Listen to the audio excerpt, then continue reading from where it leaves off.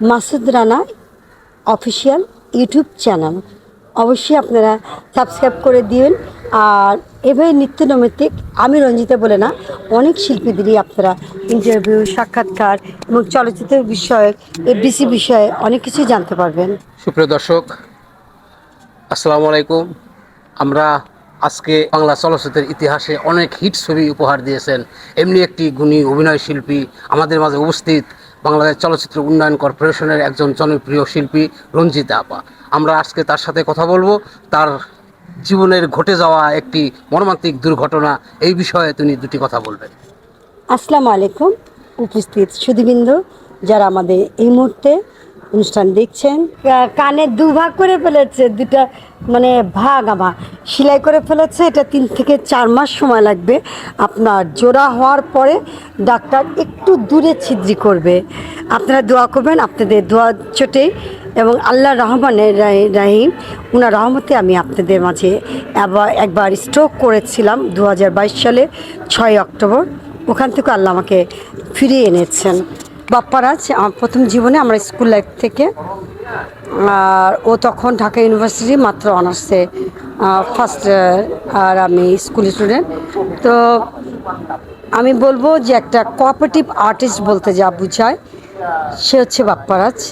আমি অনেক শিল্পীর সাথেই কাজ করেছি, একেবারে আমাদের ইলিয়াস কাঞ্চন ভাই থেকে আরম্ভ করে, রুবেল থেকে আরম্ভ করে খালেদ মাহমুদ, তারপরে ইমরান, অনেকজনের সাথে কাজ করেছি। বাট যত সহজে বাপ্পা মানুষকে ইজি করে নেয়, ও ভীষণ দুষ্ট টাইপের এবং কথা বলতে বলতে আপনি এমনভাবে হাসায় যে আর্টিস্টকে খুব ফ্রি করে নেয়।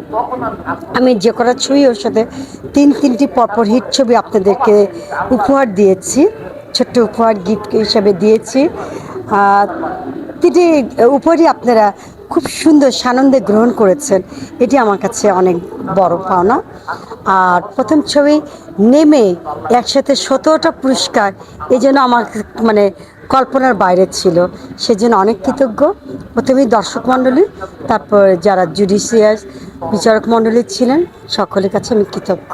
হ্যাঁ, রুবেল আমি দুজনই, আমরা যেহেতু মার্শাল আর্টের মানে অরিজিনাল মার্শাল আর্টে ব্ল্যাক বেল্ট তো সর্বপ্রথম মেয়েদের মধ্যে আমি পেয়ে। আর এছাড়া যারা করেছে আমাদের ফিল্মের জন্য যতটুকু প্রয়োজন ততটুকু শিখেছে। আর আমি অরিজিনাল পাওয়ার পরে প্রেমিক রংবাজ, আমি রঞ্জিতা প্রযোজিত ছিল, ওটাতে নায়ক রুবেল এবং আমি ছিলাম, পরিচালক আজাউল ইসলাম খান ছিলেন। সুপার ডুপার হিট হয়েছিল আমার ছবিটা। Masud Rana official YouTube channel subscribe করে দিন। আর এভাবে নিত্য নৈমিত্তিক আমি রঞ্জিতা বলে না, অনেক শিল্পীদেরই আপনারা ইন্টারভিউ, সাক্ষাৎকার এবং চলচ্চিত্র বিষয়ে, এফডিসি বিষয়ে অনেক কিছুই জানতে পারবেন। বৃহস্পতিবার মুক্তি প্যানেল, আরমান মুক্তি ভাইয়ের প্যানেল, এবং আজকে আমাদের শিবাসানু ভাই ও জয় প্যানেলে তারা মানে মিলাদ মাহফিল, দোয়া মাহফিল করলো, সেজন্যই আসা। আর আমার আসলে রেগুলার আসা হয় না, আমি মাঝে মাঝেই আসি। এখানে একটা ছোট্ট কথা আমার বলতেই হয়, আল্লাহ যাকে বেশি ভালোবাসেন তাকে প্রথমে 4টি তারপর 10টি পরীক্ষা দেন। একটা সোনা আপনার পুরাতে পুরাতে খাঁটি হয়, তো ঠিক তেমনি আল্লাহ যাকে বেশি ভালোবাসেন, পছন্দ করেন, তাকেই পরীক্ষা নেন। এটা কোনো আজাব বা গজব না।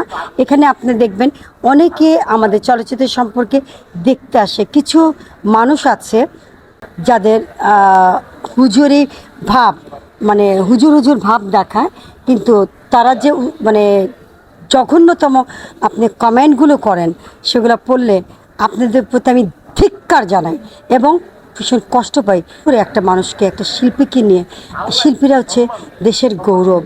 আপনি একটা কাঠমিস্ত্রিকে দিয়ে আপনি নিশ্চয়ই ওস্তাগারে কাজ করাতে পারবেন না।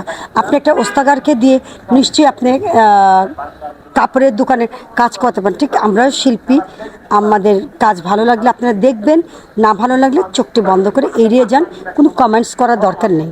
আশা করব আপনারা জঘন্যতম কমেন্টস, মানে এই যে মানে পিছনের লোকে কথা বলে, এই যে আপনারা মানুষের নামে বদনাম করছেন, এটাও কিন্তু আপনাদের পাপ হচ্ছে, নিজেদের পাপ আপনারা নিজেরাই মোচন করতে পারেন, নিজেরাই শুদ্ধ করে নেন নিজেদেরকে। ভালো থাকুন, সুস্থ থাকুন। শুভ বিকেল। আসসালামু আলাইকুম। দর্শক, শুনলেন একজন গুণী অভিনয় শিল্পীর কথা। অভিনয় যারা করে বিশ্ব মানুষের মন তারাই জয় করে। এমনি একটি জয় করা মানুষ উনি। বেশ কয়েকবার বিপদের সম্মুখীন, আল্লাহ পাক সহায়ক এই শিল্পীদের পাশে ছিলেন, তাই হয়তো অনেক বিপদ আপদে আল্লাহ রহম করছে।